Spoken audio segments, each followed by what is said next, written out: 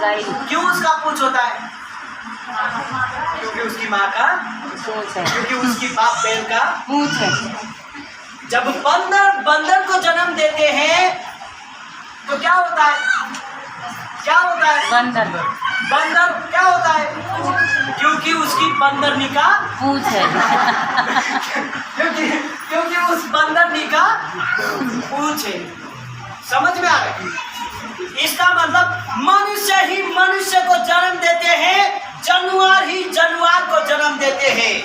परमेश्वर ने मनुष्य को सिर्फ 2 हाथ और 2 पैर दिया, 4, 8, 12 हाथ किसी को नहीं दिया। वो सब काल्पनिक है, वो सब एक काल्पनिक है, ब्रह्म है। अगर इसका अच्छा खासा उदाहरण देखना चाहते हैं तो जब आप लोग शादी होते, आपके बच्चे पैदा होते, तो क्या आपके बच्चे का पूछ है? नहीं। खड़े हो तो मैं पूछ देखो, खड़े हो पूछ देखो, पूछ नहीं है क्योंकि इसकी माँ का भी पूछ नहीं है।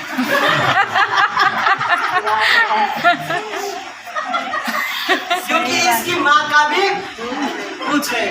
अब माँ तो यहीं बैठी है, इसलिए मैं पूरा यकीन के साथ कहता हूँ। अब बाप का मुझे पता नहीं। यानी कि अगर बच्चे का पूछ नहीं है तो माँ का भी पूछ नहीं है, बाप का भी पूछ नहीं है। अगर हम बोलेंगे नहीं नहीं नहीं हमारा पूछ नहीं है, तो हमको बनाने वाले का पूछ भी हो सकता है, 4, 12, 8 हाथ भी हो सकता है। लेकिन ये वचन क्या बोल रहे हैं? मनुष्य को परमेश्वर ने अपने स्वरूप में रचा। इसका मतलब अगर आपको परमेश्वर देखना है, एक बार शीशे में खड़े हो जाइए और शीशे में देखिए और बाल मिलाइए। Jesus I love him, I love him, I love him. क्यों? क्योंकि परमेश्वर को देख रहे हैं आप। क्योंकि आप किसके रूप में बनाए गए? शीशे के सामने खड़े हो और आपकी सुंदरता चेहरा देखे बच्चे खड़े, क्योंकि आप इसलिए गजब हो रही है, आपको बनाने वाले बाप को आप शीशे में देख रही हो। समझ में आ गया? परमेश्वर ने मनुष्य को अपने स्वरूप में रचा है। आप याद रखिए, जब परमेश्वर ने मनुष्य को अपने स्वरूप में रचा, परमेश्वर ने फालतू नॉनसेंस बक करने वाले वचन कभी मुख से नहीं निकाला। जब परमेश्वर ने मुख से वचन निकाला, वो आपके लिए फायदे का काम निकला, वो आपके लिए फायदे का बना। अब देख लीजिए, जब परमेश्वर ने हमें अपने रूप में रचा है, अपने रूप में बनाया है, और आप जब बोलते हैं, बैठ जाइए, जब आप बोलते हैं या फिर आपकी जुबान से जो भी वचन निकलता है, सावधान, क्योंकि आपको बनाने वाले का वचन भी कैसे था? शक्तिशाली था। और उसने बोला कि मनुष्य को परमेश्वर ने अपने स्वरूप में रचा है। इसका मतलब आपको भी परमेश्वर ने बहुत गंभीरता से बनाया है। आमीन। बहुत गंभीरता से। अगर ये परमेश्वर ने आपको बनाने का गंभीरता नहीं लेते तो ये आज्ञा ना देता, ये वचन ना देता कि तू सिर्फ किसका उपासना करना? परमेश्वर का उपासना करना, परमेश्वर का आराधना करना, परमेश्वर का कीर्तन करना, परमेश्वर का सत्संग करना, परमेश्वर में मगन होना, ये बोला। जब परमेश्वर ने, जिसने आपको बनाया, जिसकी स्वरूप में आप हो, और उसकी वचन इतनी शक्तिशाली थे, तो हमारी जुबान से निकलने वाले शब्द भी शक्तिशाली होना चाहिए। आमीन। आपकी जुबान से निकलने वाले वचन दूसरे की जीवन में अंधेरा नहीं लाना चाहिए, क्योंकि आपके पिता ने जब वचन दिया था, निकाला था, अंधेरा दूर करके क्या लाया था? उजाला लाया था। आमीन। उसने जब वचन इस्तेमाल किया तो अंधेरा में अंधेरा नहीं लाया, उसने ज्योति लाया। मैं आपके लिए बात कर रहा हूँ, मैं आप लोगों के लिए बात नहीं कर रहा हूँ, मैं आपके लिए और मैं अपने परिवार के लिए बोल रहा हूँ।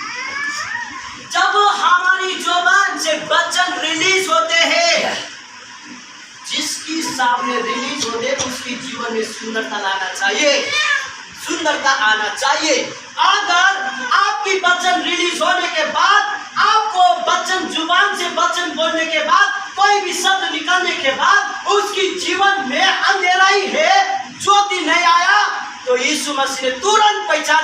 और बोला, हे शैतान, मेरे सामने से दूर हो जा, क्योंकि तेरे जुबान से निकलने वाले वचन परमेश्वर की ओर से नहीं, मेरी ओर से नहीं, किसकी ओर से निकल रहे हैं? शैतान से।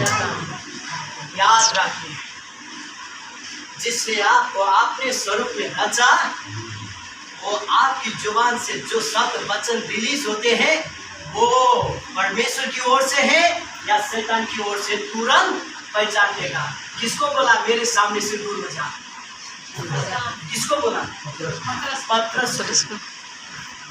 जब पतरस वचन रिलीज कर रहा था तो वो पतरस के अंदर का नहीं था, लेकिन पतरस के अंदर कोई मामा शकुनी बैठ कर वचन रिलीज कर रहा था।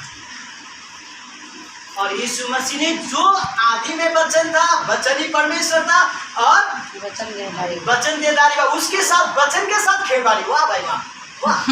उसको पता ही नहीं चला, तुरंत देखा, शैतान मेरे सामने से दूर हो जा, तेरी जुबान से निकलने वाले वचन मेरा नहीं, और ये तेरा अपना भी नहीं है। कैसे पहचाना कि ये तेरा अपना वचन भी नहीं है बोल के? ओके, बोलिए कैसे पहचाना कि ये तेरा वचन अपना नहीं है? की जुबान से निकले हुए वचन ने पूरी पृथ्वी पर, दुनिया में क्या ला दिया था? ज्योति उजाला लाया था। जब आपके साथ कोई मिलना चाहते हैं, जब आपके साथ कोई मिलना, ज्योति ले आएगा या और उदास ले आएगा? ज्योति ले आएगा या और अंधेरा ले आएगा? याद रखिए, जब परमेश्वर और यीशु ने आपके वचन को रिलीज किया तो क्या हुआ? चंगाई लाया। यीशु मसीह के समय में चंगाई लाया, और आंधी और तूफान को भी वचन ने क्या कर दिया? जब कोई भी व्यक्ति आपके पास आते, आपसे बातें करते, आपसे सलाह मशवरा करते, आपसे कोई वचन को सुनना चाहते हैं, तो क्या उसके जीवन में आते हुए तूफान और आंधी को आपकी वचन प्रतिक्रिया से उसकी जीवन में आंधी को शांत कर सकता है? अगर नहीं कर सकता है, पतरस को भी पहचान लिया कि ये इसकी ओर से आए हुए वचन नहीं है। कौन था पतरस? पीटर। कौन था पतरस? यीशु मसीह का चेला। बोलिए ना।